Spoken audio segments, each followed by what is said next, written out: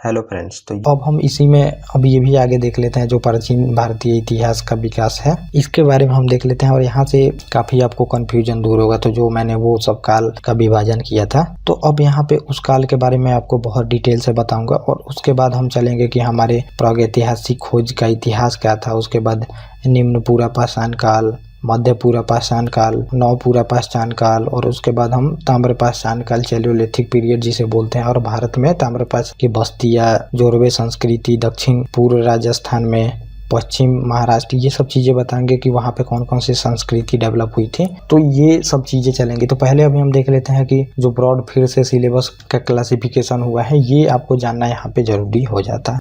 तो भारतीय इतिहास का विकास के बारे में मैं यहाँ पे अब आपको बताऊँ। तो प्रागैतिहासिक काल, प्री हिस्ट्री जिसे बोले जाता है, जिसे अब हमने बांटा था वहाँ पे, तो ये काल बांटा गया और काल के अंडर जो सिलेबस होता है, तो जो प्री हिस्ट्री है तो 20 लाख से लेके 3000 BC तक है, मतलब कि बिफोर ईसा मसीह जब नहीं थी उसके पहले का, उनकी मृत्यु के पहले का। और आधे ऐतिहासिक काल है जिसे प्रोटो हिस्ट्री बोला जाता है, ये 3000 से लेके 600 ईस्वी तक हम पढ़ते हैं इसमें। और ऐतिहासिक काल है जिसे हिस्ट्री एज बोलते हैं, तो ये 600 से लेके 1950 तक पढ़ा जाता है। तो अब इसके अंदर सिलेबस होता है हमारा जो ऐतिहासिक है, तो इसके अंदर हमें प्राचीन भारत, मध्यकालीन भारत और आधुनिक भारत इसके अंदर आएगा। ये तो काल विभाजन किया गया है, टाइम पीरियड, औजार वगैरह लिखने आदि के कारण ये बांटा गया है काल को। तो इतिहास ये हमारा नहीं है, ये हमें ये कालखंड और उस टाइम की लिखित साक्ष्य क्या क्या मिले हैं सामान, उस अनुसार इसको विभाजन किया गया है। तो पहले हम लक्षण देख लेते हैं कि आखिर में इसका विभाजन किस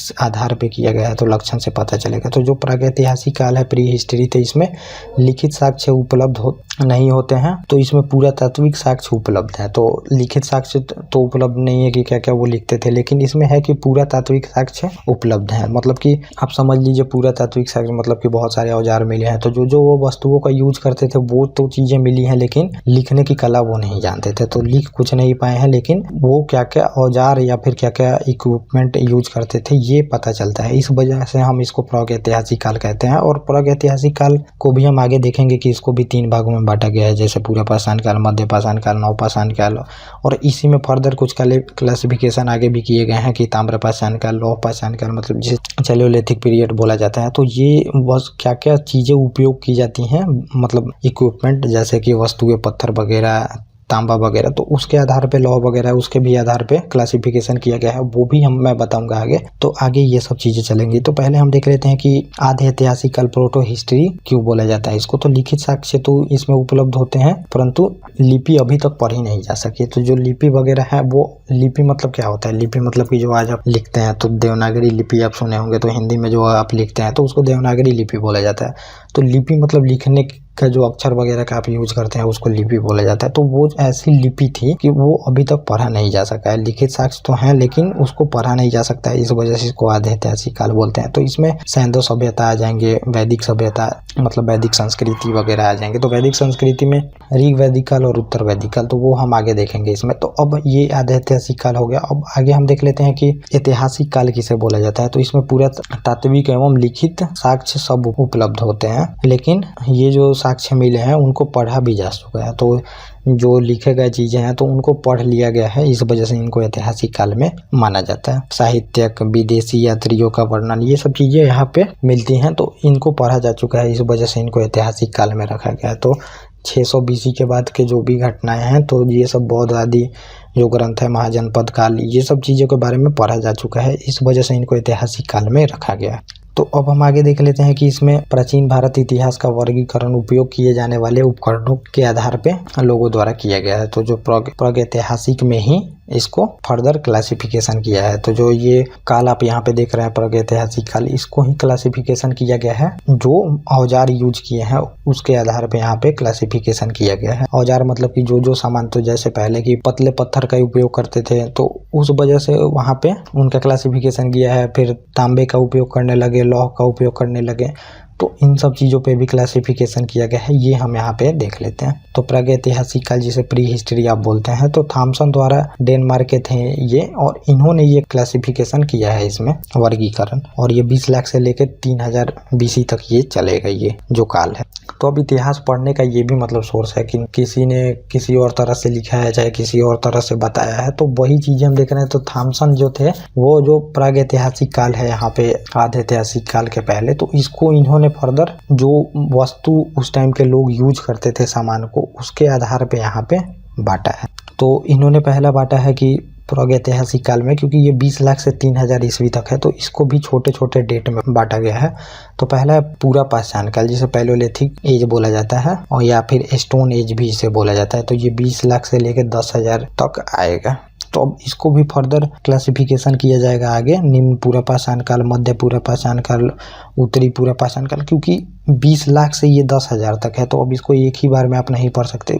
इसी वजह से इसको भी फिर से क्लासिफिकेशन किया गया है 3 भागों में। तो ये हम देखेंगे आगे। पहले तो ये जो प्रागैतिहासिक काल है इसको बांटा गया है मध्य पाषाण काल, मेसोलिथिक मतलब मिडल स्टोन एज बताया गया है इसको। तो ये 10,000 से लेके 6,000 ईस्वी तक, क्योंकि हमें 3000 BC तक यहाँ पे आना है प्रागैतिहासिक काल में, तो इसका ही क्लासिफिकेशन किया गया है, क्योंकि बहुत ज्यादा टाइम है, 20 लाख से लेके 3000 तक इसमें आना है। और उसके बाद है नव पाषाण काल, तो न्यू स्टोन एज भी बोला जाता है, 6000 से लेके 3000 BC तक इसमें हम पढ़ेंगे। और ताम्र पाषाण काल चैलोलिथिक पीरियड भी बोलते हैं, क्योंकि इसके बाद 3000 के बाद से तांबा का उपयोग होना शुरू हो गया था। 4000 से लेके मतलब लगभग 3000-4000 से के बीच तांबा का उपयोग हो गया था, और ये 1500 ईस्वी तक चलता है। और इसी में सिंधु घाटी सभ्यता वगैरह हम पढ़ते हैं। और उसके बाद लौह युग आ जाता है, आयरन एज जिसे बोलते हैं। तो इसमें हम जो हमारा आर्य के बारे में पढ़ेंगे, तो इन्होंने लोहे का उपयोग करना शुरू कर दिया था। तो ये जो क्लासिफिकेशन किया गया है, तो ये क्लासिफिकेशन किया गया जो जो वस्तुएं उस टाइम में यूज करने लगे लोग, उस वजह से इसका क्लासिफिकेशन किया गया है। तो यहाँ पे आगे हम देखेंगे कि इसमें जो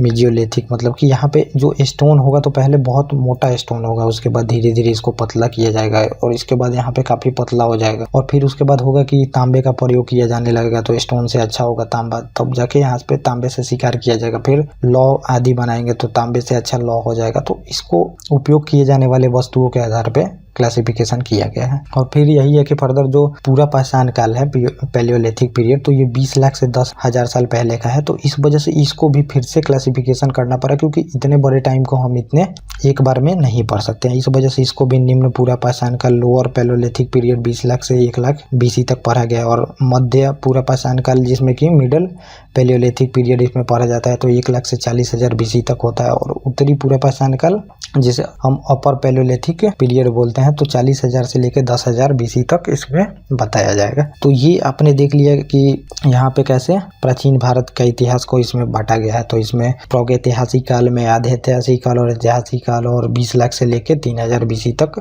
और 3000 से लेकर 600 BC तक आधे ऐतिहासिक काल, और 600 से BC से लेकर 1950 AD तक ऐतिहासिक काल में आता है। और फिर जो प्रागैतिहासिक काल है, जो हमारा प्री हिस्ट्री, इसको हमने फिर उपयोग करने वाले वस्तुओं के आधार पर बांटा गया है, क्योंकि 20 लाख से 3000 BC तक हमें आना है। तो ये बहुत बड़ा टाइम पीरियड है, इस वजह से यहाँ पे बांटा गया है। तो अब जो पूरा पाषाण काल है, तो इसको हमने बांटा है फिर से पैलियोलिथिक जो एज है, स्टोन एज जिसे हम बोलते हैं, तो ये 20 लाख से 10,000 है। तो इसको हमने फिर से यहाँ पे बांटा है निम्न पूरा पाषाण काल, मध्य पूरा पाषाण काल और उत्तरी पूरा पाषाण काल। तो इसमें हम 10,000 ईसा पूर्व तक आते हैं, BC तक। और फिर जो उसके बाद हमने उसके बाद के टाइम को मध्य पूरा पाषाण काल 10,000 से 6,000 तक बांटा है। उसके बाद नव पाषाण काल, नियोलिथिक जो पीरियड है, नियोलिथिक स्टोन पीरियड के बारे में हमने 6,000 से 3,000 BC तक। उसके बाद तांबे का युग जो होने लगता है, तो हमने मतलब ये वस्तुओं के आधार पर बांटा गया, तो 4,000 से लेकर 15,000 BC तक। और लौह युग, उसके बाद आयरन एज हमने 1500 से लेकर 200 ईसा पूर्व तक हमने बांटा है इसमें। तो ये हमने इतना चीजें देख लिया यहाँ पे,